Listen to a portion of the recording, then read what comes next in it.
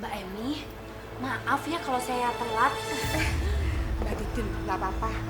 Ayah, kenalin pengusaha yang saya bilang itu, Pak Beni. Titin. Senang berkenalan dengan wanita cantik seperti Anda. Keren juga laki-laki ini. Masih muda.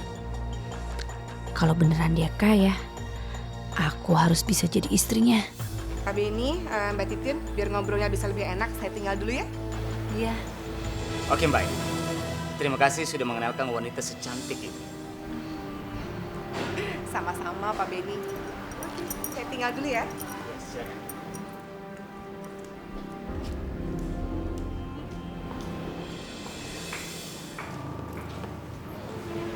Mau pesan apa? Nggak usah lah Pak Beni. Saya udah minum tadi. Jangan panggil bapak dong. Panggil nama aja. Oh ya, katanya kamu mau jual toko. Mau jual berapa? Aduh, berapa ya? Saya ini kan nggak ngerti kalau masalah toko. Pantasnya berapa ya Pak Beni? Bukan saya sih yang mau beli, tapi teman saya. Saya sih sudah nggak berminat ngurusin toko-toko kecil seperti itu. Saya sekarang sudah bergerak di bidang agrobisnis. Kalau kamu mau, kamu bisa ikutan tanam modal. Untungnya lumayan gede loh. Wah, lumayan juga ya. Tapi ngomong-ngomong, pantasnya berapa gitu modalnya? Ya terserah kamu aja. Semakin besar saham yang kamu tanam, semakin gede keuntungan yang kamu dapat. Assalamualaikum.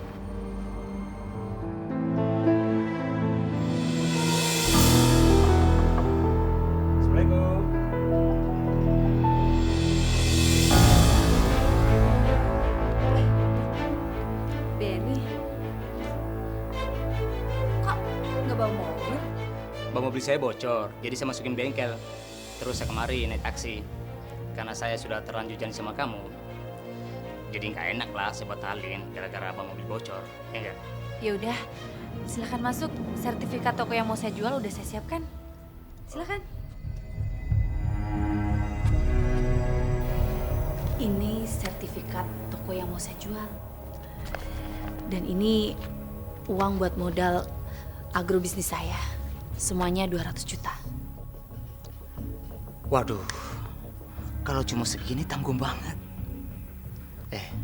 Kalau kamu mau untung besar di sini, minimalnya 500 juta, baru puas. Terus gimana ya? Gini aja Benny. Gimana kalau uang ini disatukan sama uang hasil penjualan toko saya, gimana? Ya kalau toko kecil kayak gitu sih, paling juga lakunya 150 juta. Gini aja, gimana kalau kamu gadekan rumah dan mobil kamu? Ntar kan bulan depan kamu juga sudah terima keuntungan dari saham yang kamu tanam ini. Terus kamu bisa tebus lagi rumah dan mobil kamu. Yang penting kamu gimana caranya sih bisa ikut dengan bisnis ini? Gimana?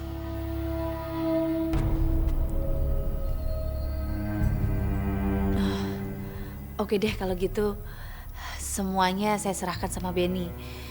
Yang penting mulai bulan depan saya udah dapat keuntungan. Oh, sudah pasti itu. Kamu benar-benar wanita pintar. Terima kasih.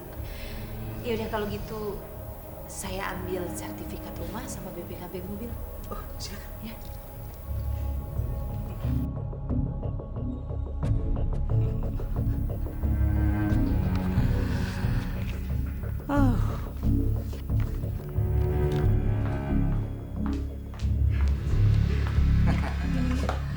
Ya, rencana kita berhasil, Mbak. Ini bagaimana, Mbak? Perempuan itu ternyata mudah banget ditipu. Sudah kuduga, dia itu gila harta.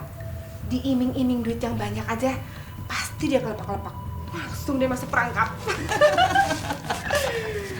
Yang anehnya nih, dia percaya kalau aku ini pengusaha besar, yang seperti Mbak bilang.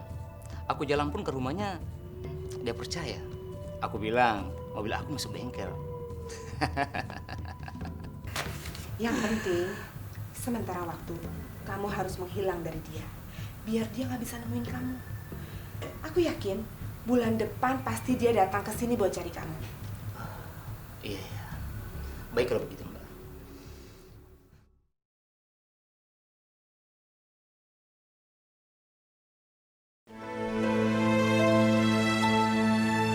Wah, kok HP-nya Benny mati sih?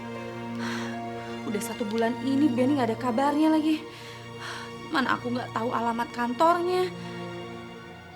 Kalau gini caranya aku bisa stres. Benny, kamu kok tega banget sih? Bu Titin!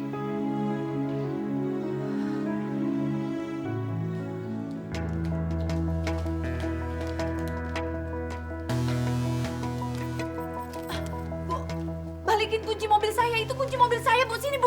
Ini bukan mobil kamu lagi. Maksud Ibu apa? Kamu lupa ya?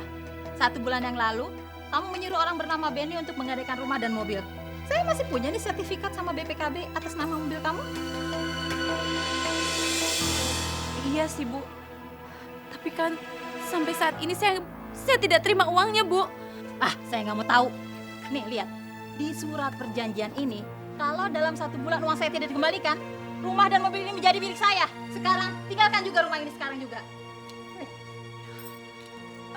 Bu, Bu, Bu, tolong Bu, kasih saya waktu beberapa hari Bu.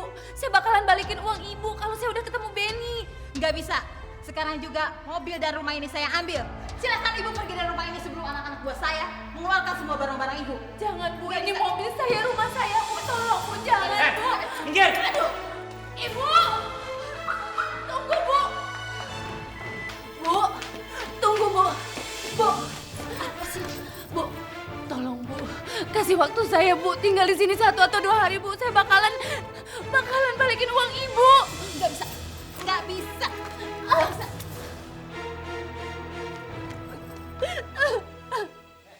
Bawa ke barang kamu sekalian. Kalau nggak saya bakar semuanya.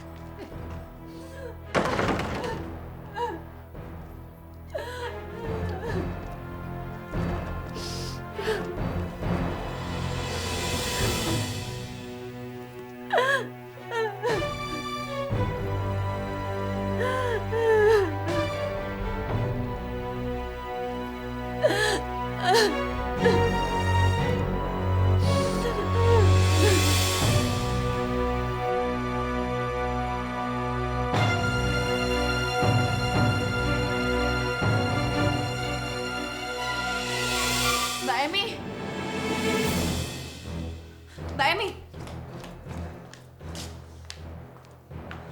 Mbak Emi, di mana alamat Benny si penipu itu? Mbak Emi sengaja ya mau ngancurin hidup aku. Kok Mbak Titin ini datang ke sini malah marah-marah begini sih? Mbak Emi tuh nggak usah pura-pura deh. Kan Mbak Emi sendiri yang kenalin aku sama laki-laki yang namanya Benny itu. Saya sih kenal sama Benny itu karena tantenya dia sering mampir belanja tas ke tokonya saya. Jadi Mbak Emi tuh nggak ngerti alamatnya Benny di mana. Mbak Emi, gimana sama nasib mobil rumah aku yang dibawa rentenir? Aku udah gak punya tempat tinggal lagi, Mbak Emi. Semuanya dibawa kabur sama Benny. Aku gak tahu harus tinggal di mana lagi, Mbak Emi. Ya udah, mendingan kamu balikan lagi aja deh sama Pak Handoko. Maaf banget nih Mbak Titin, saya nggak bisa nolong apa-apa. Kalau memang Mbak Titin salah jalan, ya nggak jadi harus saya dong yang tanggung jawab sama Mbak Titin. Kok Mbak Emi tega banget sih sama aku?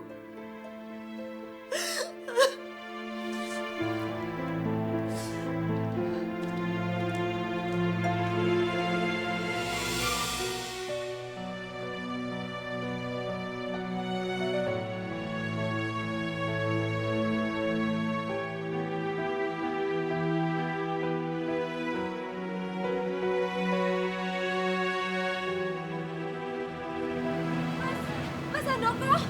Mas Handoko! Mas Handoko!